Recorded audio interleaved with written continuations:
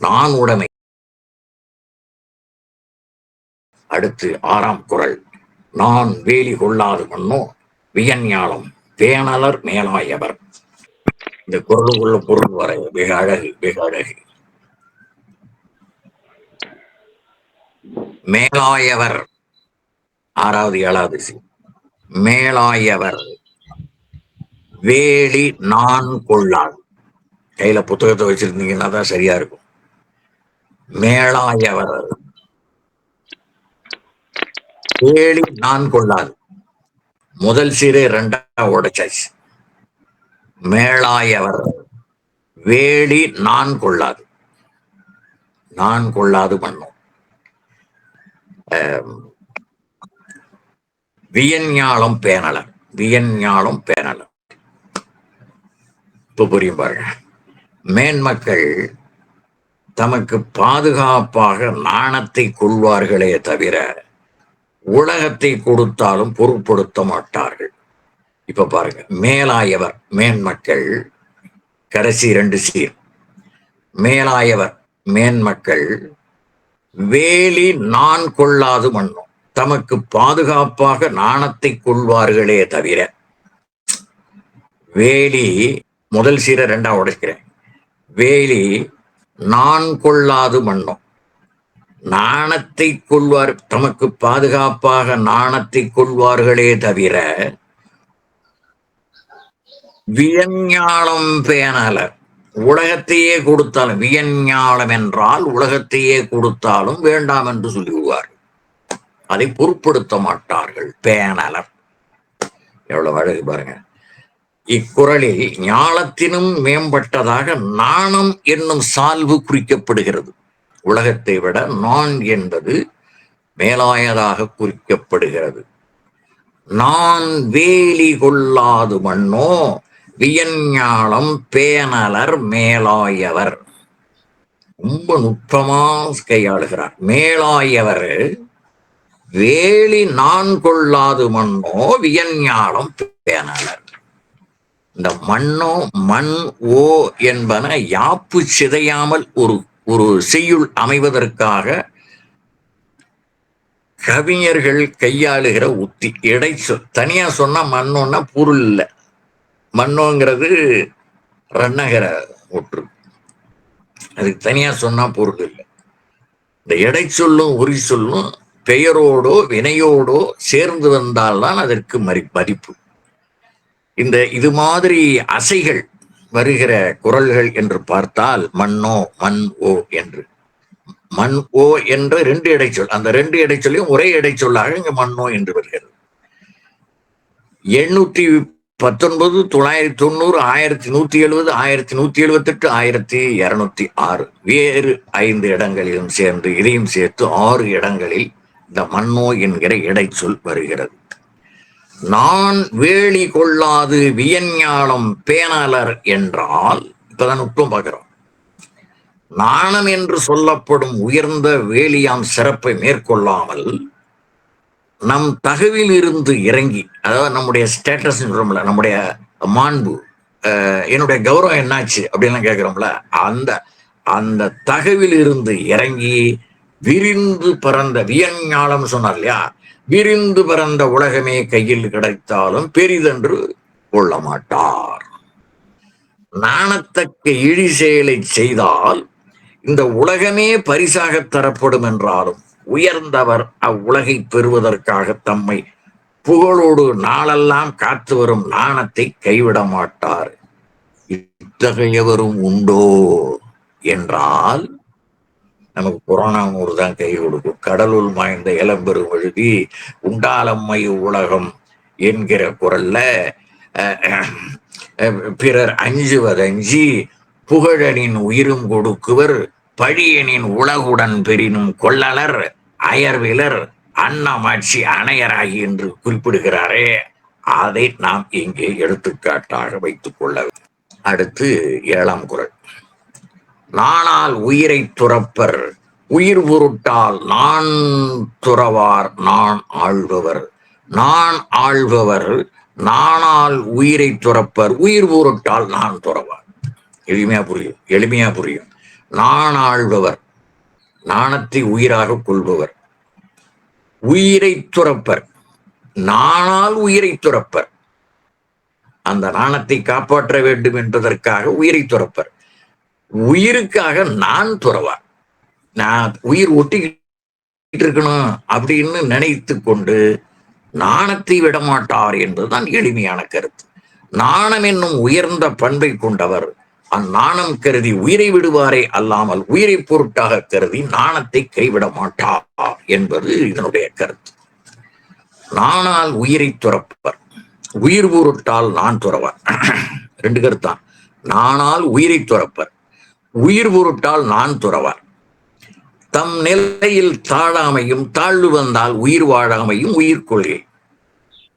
இணையவே 40 ஒரு தொடர் வரும் சொல்றேன். தம் நிலையில் என்று தாழ்ந்து விட்டால் உயிர் வாழக்கூடாது என்று இனியவே 40 ஒரு தொடர் வரும். நம் தொழில் கூடத்தில், இப்ப நான் ஒரு பெரிய தொழில் கூடம் வச்சிருக்கிறேன், அதுல கணக்கில் வராத பணம்லாம் வச்சிருக்கேன். அதுவே மிகப்பெரிய தப்பு. அதை ரெய்டு பண்ணிட்டான், ரெய்டு பண்ணியாச்சு, எல்லாம் பிடிச்சிட்டான், எடுத்துட்டு போயிட்டான் அப்படின்னு எனக்கு அலைபேசி அழைப்பு வரும். உடனே அப்படியே அவனுக்கு போச்சு. முதல்ல நான் இருந்தா இப்ப அது வெளிப்படாமலே நீ உன்னுடைய நாணத்தை காப்பாற்றி இருக்கலாம். ஆனால் நீ செய்தது மிகப்பெரிய தவறு, நீ செய்தது மிகப்பெரிய தவறு. ஆனால் இப்போ உலகம் பூரா தெரிஞ்சு போச்சு, நீ கருப்பு படத்தை அடைத்து வைத்திருக்கிறாய், கணக்கில் காட்டாத பெரிய சொத்துக்களை எல்லாம் வைத்திருக்கிறாய், எல்லாத்தையும் எடுத்துக்கொண்டு போய்விட்டார்கள் என்று சொன்னதற்கு அப்புறமாவது உயிர் போகிறதே. இதுதான் நானால் உயிரை துறப்பர், உயிர் பொருட்டால் நான் துறவா என்பது கருத்து. இப்ப எல்லாம் சிரிச்சுக்கிட்டே போறான். எத்தனை ஆயிரம் கோடின்னா நம்ம நீதிமன்றங்களும் சட்டங்களும் அவர்களுக்கு சாதகமாக இருக்கின்றன. இது இந்த நான் சொல்ற இந்த செய்தி வெளிவந்து என்ன பிடிச்சிட்டு போகட்டும். இதெல்லாம் இப்படி இந்திய அரசியல் சட்டத்தை இப்படி கேவலமாக பேசுகிறாய் என்று பிடிச்சிட்டு போ. அதுவும் தெரியும்ல, அவன் 40 வருஷம் கழிச்சு வருது, அவன் பேரங்காலத்துலதான் தீர்ப்பே வருது. அப்படிப்பட்ட சட்டங்களை எல்லாம் நாம் வைத்திருக்கிறோம். மீண்டும் குரலை பாருங்கள். நானால் உயிரை துறப்பர், உயிர் பொருட்டால் நான் துறவார், நான் ஆள்பவர். பிறர் நாணத்தக்கது தான் நாணான என் அறம் நாணத்தக்கது உடைத்து. அழகான குரல், அழகான 1018 8ஆம் குரல். பிறர் நாணத்தக்கது தான் நாணான என் அறம் நாணத்தக்கது உடைத்து ஏனையோரால் நாணுதற்குரிய பழிச்செயலை ஒருவன் வெட்கமின்றி செய்வானே எனில் அச்செயல் கண்டு அறம் வெட்கப்பட்டு அவனை விட்டு நீங்கிவிடும். ஒரு எடுத்துக்காட்டு போன குரலுக்கு சொன்னேன் இல்லையா, லாலியனுடைய தொழில் கூடத்துல என்னுடைய கம்பெனியில பதுக்கி வைத்திருந்ததையெல்லாம் ரெய்டு பண்ணி எடுத்துட்டு போயிட்டான். ஏனையோரால் நாணுதற்குரிய பழிச்செயலை வெட்கமின்றி செய்தாயடா. இப்ப அறம் நாணுகிறது. நீ இது மாதிரி கணக்கில் வராததையெல்லாம் நீ பதுக்கி வைத்திருந்தது வெட்கப்படக்கூடிய செயல் என்று அவன் பிடிக்கிற போது அந்த அறம் நாணுகிறது. இக்குறளில் நாணத்தக்கது 2 இடத்துல பயின்று வந்துள்ளது. பிறர் நாணத்தக்கது, அறம் நாணத்தக்கது. எவ்வளவு நுட்பம் பாருங்க. ஏன் 2 இடத்துல போட்டார்? ஒரே குரல்ல 2 சீரை ஏன் போட்டார்? ஏனையோர் இது பழிச்செயல், இதனை செய்தல் நாணத்தக்கது என்று கருதி அதனை நீங்குவர். அவர் குடி பிறந்தார், சான்றோர் அவர். அதிலிருந்து நீங்குவார், அவர்தான் சான்றோர், அவர்தான் நல்ல குடி பிறந்தவர். ஒரு கருத்து நாணத்தக்கது. பிறர் நாணத்தக்கது ஒரு கருத்து. பிறர் நாணத்தக்கது என்றால் மற்றவர்கள், ஏனையோர் இது பழி செயல், இதனை செய்தால் நாணத்தக்கது என்று கருதி அதனை நீங்குவர், அவர்தான் நல்ல குடியில் பிறந்தோர், சான்றோர் அவர். 2வது நாணத்தக்கது அறம் நாணத்தக்கது உடைத்து.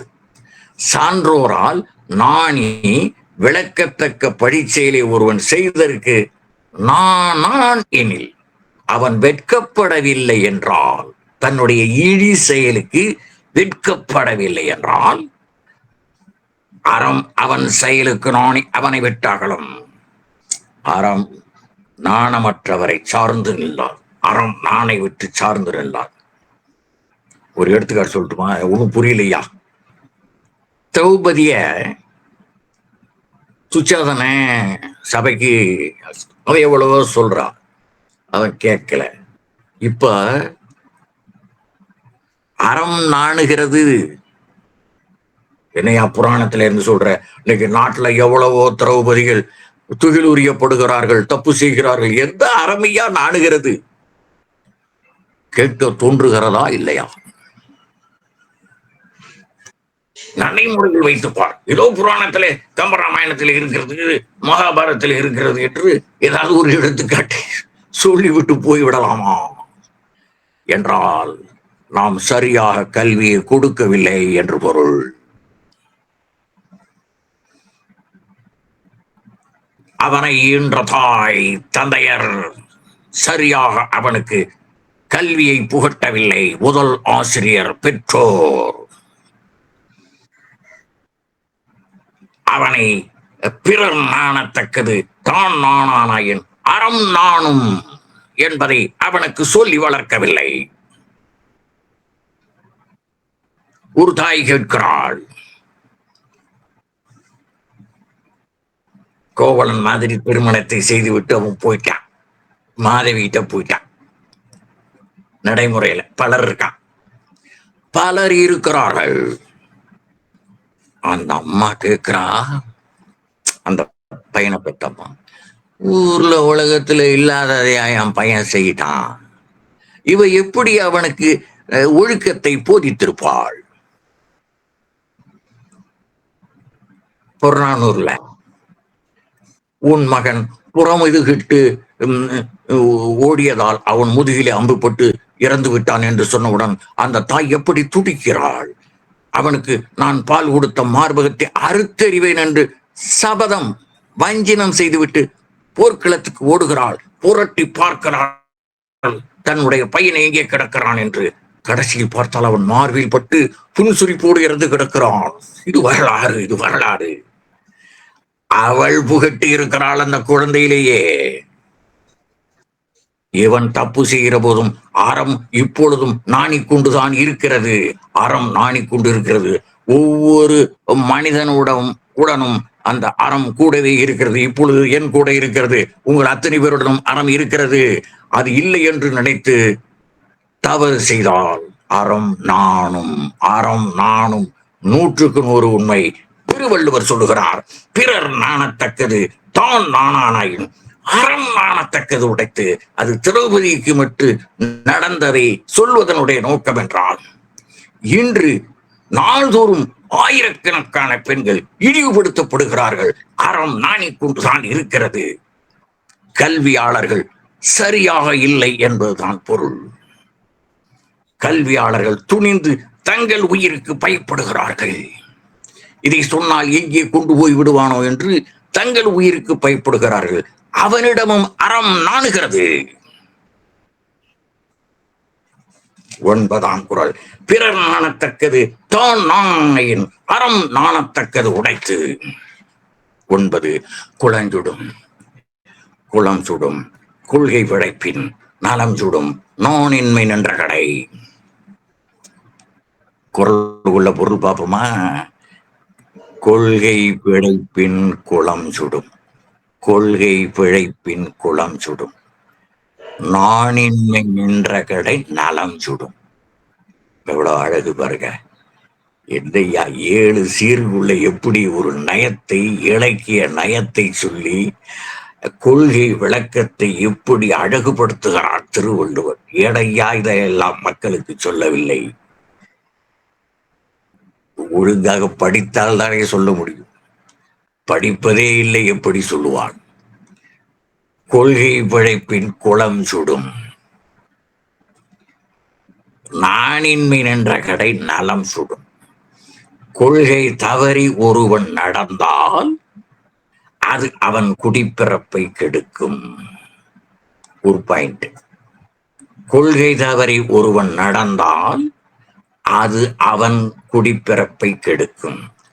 ஆனால் நாணிலா தன்மையோ அவன் நலங்கள் எல்லாவற்றையும் கெடுக்கும். கொள்கை என்பது ஒழுக்கம். கொள்கை என்றால் என்ன? கொள்கையே இல்லை சார், எனக்கு கொள்கையே கிடையாது. ஒழுக்கம் தான் கொள்கை.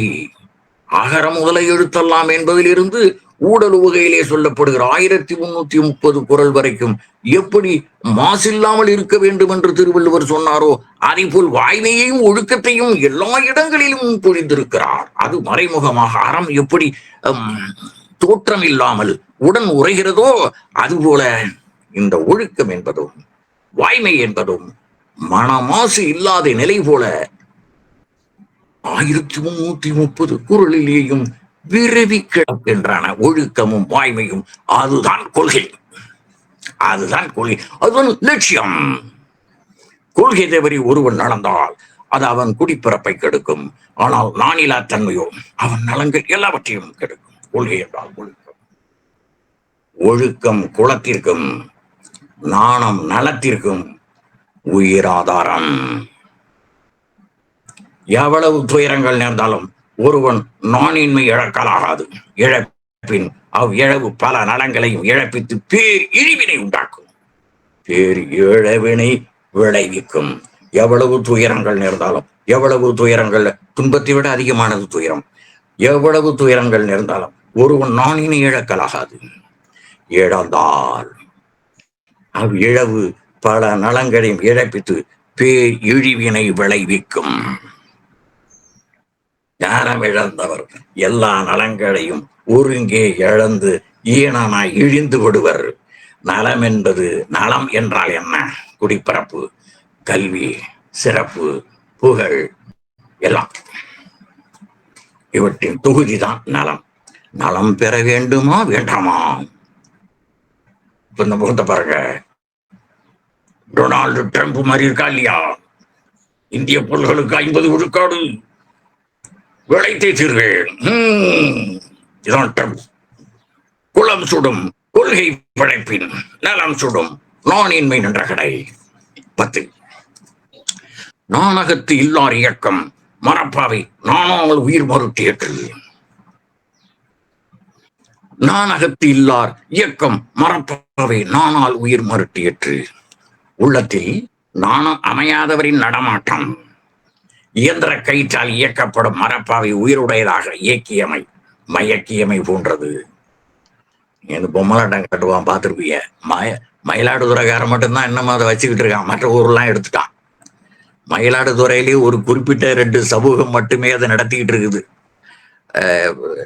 அவர்கள் சென்னையிலும் கூட கூடி பெயர்ந்திருக்கலாம். எல்லா இடங்களிலும் திருவிழாக்களிலே ஒரு பொம்மலாட்டம் நடைபெறுகிறது என்றால் அது மயிலாடுதுறையில் இருந்து வருகின்ற அந்த குழுவாகத்தான் இருக்கும். அது எப்படி வேலே இருந்து அந்த மரப்பாவையை இயக்குகிறதோ அது உண்மை போலவே இந்த இடத்தில் இப்படி கை தூக்கும், இந்த இடத்தில் இப்படி கை தூக்கும். அதான் மரப்பாவை. உள்ளத்தில் நாணம் அமையாதவரின் நடமாட்டமானது இயந்திர கயிற்றினால் இயக்கப்படும் மரப்பாவை உயிருடையதாக மயக்கப்படும். வீட்டுல போவான் வருவான்.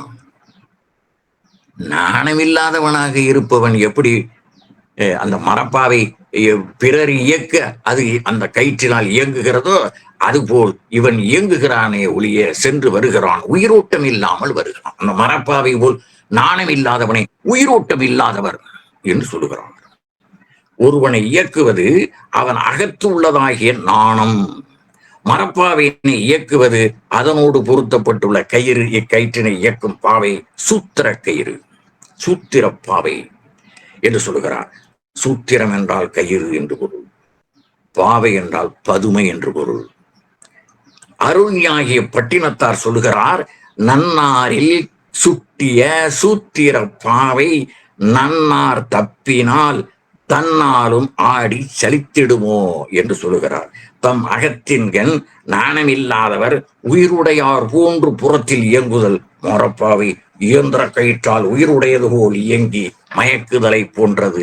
உருவத்தால் மக்களாயிருந்தாலும் உள்ளத்தில் நாணமில்லை என்றால் அவர் உயிர் பிணங்களாக கருதப்படுவார்கள். ஊனல உன் வழி நாயின் உண்டவன் ஆனலன் பெண்ணலன் ஆர்கொலாம் என நானலன் பிறர் வழி